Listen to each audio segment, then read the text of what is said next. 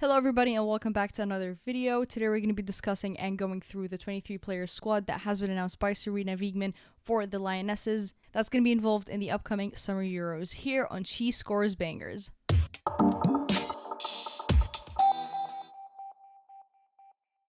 The 5 players that got cut from the initial 28-player squad are Steph, Houghton, Sandy McClever, Neve Charles, Lucy Stanford, and Katie Zellum. As we go through the different departments between goalkeepers, defenders, midfielders, and then lastly forwards, it's really hard to see what Serina was trying to prioritize. Was it form? Was it game time? Was it fitness?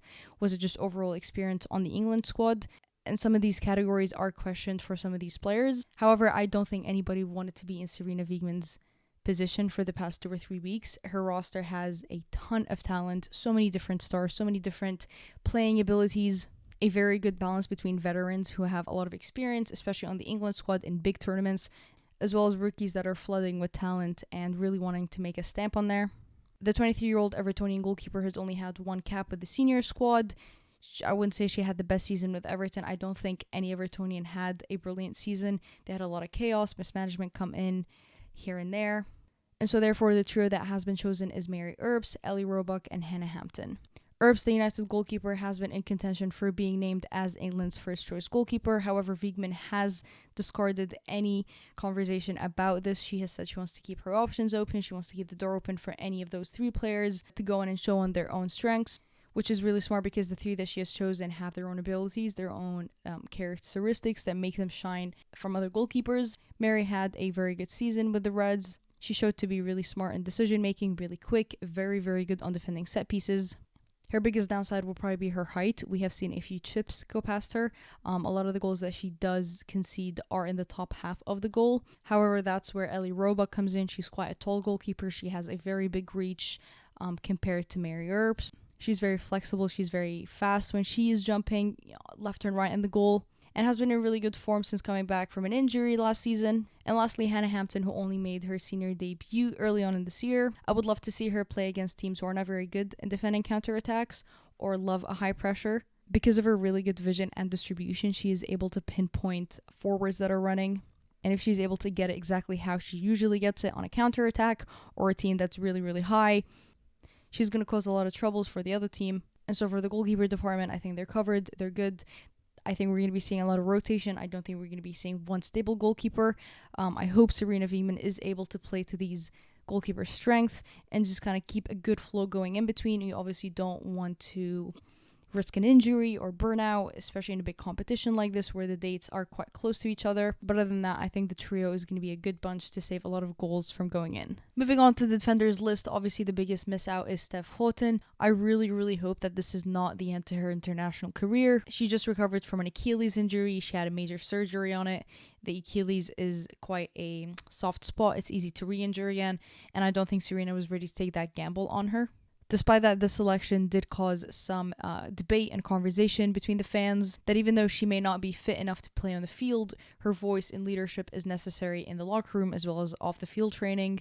What I would say to that is there's enough veterans, in my opinion, that have already been chosen. There's enough leadership that is on the team already that I don't think her not being there is going to be, their kryptonite. The 7 defenders are Millie Bright, Lucy Bronze, Jess Carter, Rachel Daly, Alex Greenwood, Demi Stokes, and Lotte Wubben-Moy. The weirdest one for me here is Rachel Daly. She obviously does not play as a defender or even a midfielder at her club. For the Houghton Dash, she usually is a forward, typically even a striker. Because of her attacking mind, she's able to build attacks and run up the wings and connect with whoever her winger is. The remaining 6 all had incredible seasons with their club respectively. They're absolute rocks to have in your defense line. Great leaders in this group are obviously Lucy Bronze, Demi Stokes, Alex Greenwood is also creeping up into that leadership position, as well as Millie Bright, who is the vice captain. I think this list actually kind of fulfills a lot of the categories that we spoke about: form, experience, really showing up for Serina Weigman during those international breaks over the last few months. And it looks like quite a consistent list where those players have played together with each other, so the chemistry is there, it's not missing. Moving on to midfielders, we have Frank Kirby, who is finally back fit and healthy, Jill Scott, Georgia Stanway, Ella Toone, Kara Walsh, and Leah Williamson. Leah Williamson is a player that we typically see in the defenders list. At Arsenal, she only really ever plays as a defender and has done a phenomenal job as such. On the England squad, I think there's enough defenders that Leah is able to move forward up a little bit. She's able to play with a little bit more space. She's able to go forward with her 10s, with her wingers, with her striker, and has a great ability of sending phenomenal long balls up ahead. During the Arnold Clark Cup and many of the other international games, we saw her and Kara Walsh be the two pivots in the midfield. And to be honest, I think that's going to be the foundation of any solid performance that England has. If they are to have a bad performance, I think you look at the pivots, who was in the midfield.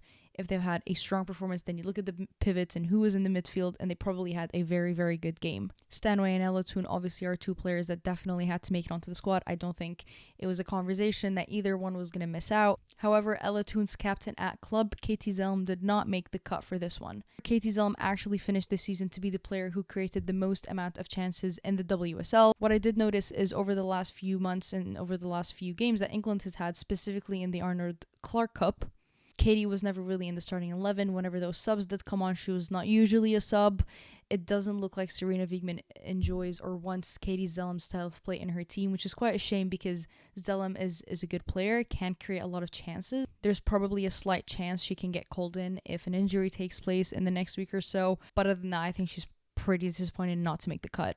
Another midfielder who had a good season and did not make the cut was Niamh Charles. The only way really I can justify this is that Jill Scott has the most amount of caps in the current squad. With Steph not being able to make it into the team, maybe Serina Weigman wanted that veteran, wanted that voice, that leader to be in there. Jill Scott is not the youngest of players. She's probably at the end of the tunnel of her career, and I think this Euros might even be her last Euros, maybe her last even major competition with England. Frank Kirby, one of the most underrated midfielders in the game, is back. She's fit, she's healthy. It's always good to have a Frank Kirby on the field, on the substitution bench.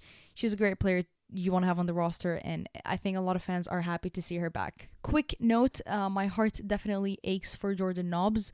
I am a big Nobbsy fan here. Been so extremely unlucky with injuries coming right before big major tournaments.